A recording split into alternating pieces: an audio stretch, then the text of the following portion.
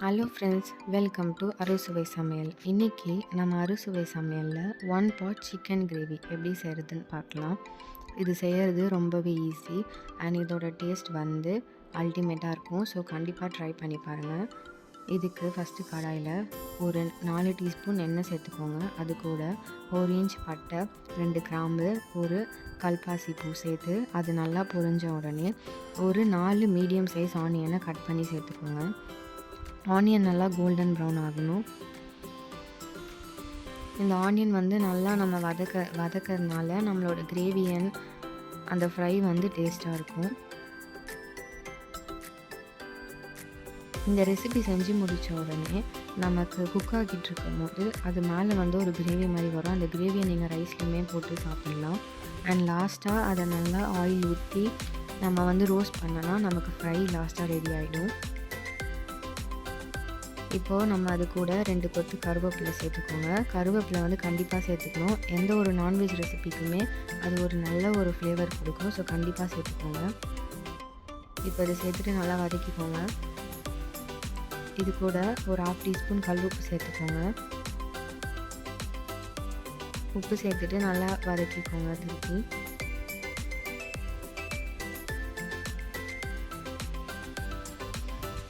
Non veg craving சேர்க்கும்போது நம்ம இந்த சிக்கன் ஃப்ரையை கண்டிப்பாக ட்ரை பண்ணி பார்க்கலாம்.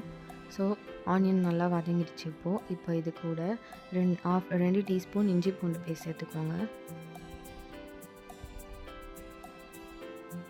இஞ்சி பூண்டு பேஸ்ட் சேர்த்துட்டு நல்லா வதக்கிக்கோங்க. அதோட ரா ஸ்மெல் போகிற அளவுக்கு நம்ம நல்லா வதக்கி எடுத்துக்கணும்.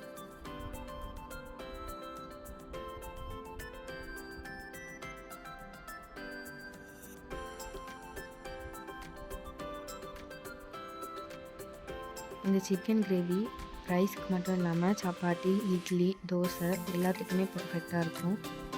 அண்ட் செய்கிறதுமே ரொம்ப ஈஸி, டைமுமே ரொம்ப எடுக்காது. ஸோ அதை ட்ரை பண்ணி பாருங்கள். இது கூட 1 டீஸ்பூன் கரம் மசாலா தூள் அண்ட் 1 டீஸ்பூன் சோம்புத்தூள் சேர்த்து நல்லா வதக்கிக்கோங்க.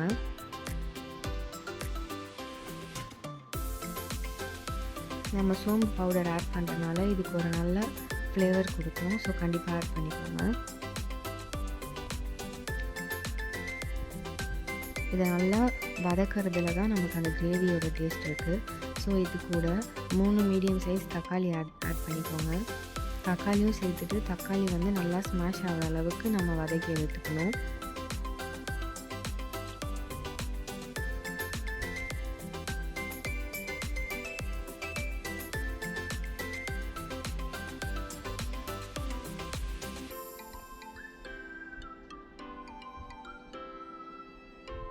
இந்த சிம்பிளான சிக்கன் ஃப்ரை ரெசிபியை கண்டிப்பாக ட்ரை பண்ணி பாருங்கள். இது சாம்பார் சாதம், ரசம் சாதம்க்கு ஒரு பர்ஃபெக்டான சைட் டிஷ்ஷாகவே இருக்கும். இல்லை ஒன்லி இந்த கிரேவி மட்டுமே நீங்கள் ரைஸில் போட்டு சாப்பிட்லாம். இதுவுமே டேஸ்ட் நல்லாயிருக்கும். இது கூட 1/2 டீஸ்பூன் மஞ்சள்தூள் சேர்த்துக்கோங்க. 3 டீஸ்பூன் குழம்பு மிளகாய் தூள் சேர்த்துக்கோங்க.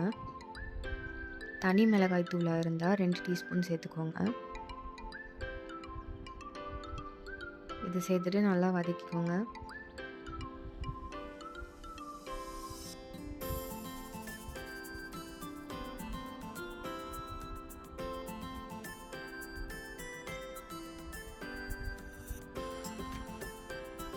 இப்போ நம்ம கட் பண்ணி க்ளீன் பண்ணி வச்சுருக்க சிக்கனை வந்து நம்ம சேர்த்துக்கலாம். 1/2 kg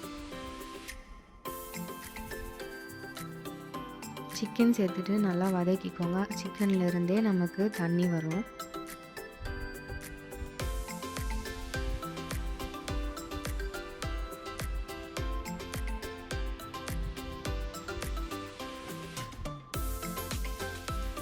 இப்போ இது கூட 2 கப் தண்ணி சேர்த்துக்கோங்க.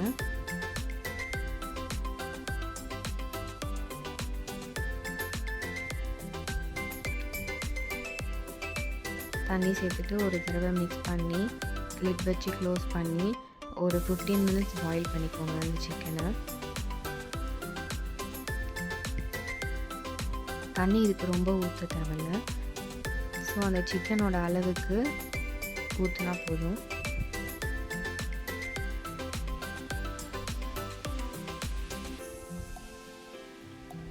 இப்போ நம்ம லாஸ்ட்டாக எண்ணெய் சேர்த்துட்டு நல்லா நம்ம சிம்மில் வச்சு ஃப்ரை பண்ணி கொடுத்துட்டு வந்தால் இந்த மாதிரி ஒரு ஃப்ரை ரெடி ஆகிடும். உங்களுக்கு கிரேவியாக வேணும்னா அதுக்கு முன்னாடியே நீங்கள் எடுத்து சர்வ் பண்ணிக்கலாம். நான் இன்றைக்கி இதை நல்லா ஃப்ரை மாதிரி தான் பண்ணியிருக்கேன். ஸோ அந்த கிரேவி நம்ம சேர்த்துருக்க ஆனியன் அண்ட் டொமேட்டோ வந்து அதில் நல்லா ஒரு தொக்கு கன்சிஸ்டன்சியில் இருக்கும். இதையுமே நீங்கள் ரைஸில் ஆட் பண்ணி சாப்பிட்டுக்கலாம். டேஸ்ட் வந்து நல்லாயிருக்கும். ஸோ கண்டிப்பாக ட்ரை பண்ணி பாருங்கள். இந்த சிம்பிள் அண்ட் ஈஸியான ஒரு சிக்கன் ஃப்ரை ரெசிபி. இந்த மாதிரி சிம்பிள், ஈஸி அண்ட் டேஸ்டி ரெசிபீஸ்க்கு நம்ம சேனலை சப்ஸ்கிரைப் பண்ணிக்கோங்க.